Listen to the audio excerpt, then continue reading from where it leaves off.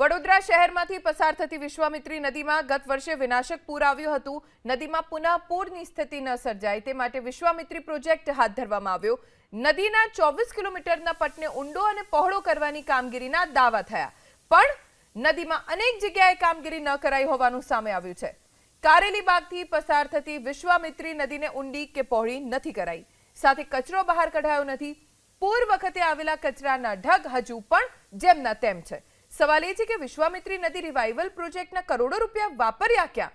શું આવી રીતે જ પૂરના સંકટને ટાળી શકાશે? ગત વર્ષે આવેલા વિનાશક પૂર બાદ તાત્કાલિક મુખ્યમંત્રીએ જાહેરાત કરી 1200 કરોડ રૂપિયા વિશ્વામિત્રી રિવાઇવલ પ્રોજેક્ટ કેવો થયો છે બતાવવા જઈ રહ્યા છે।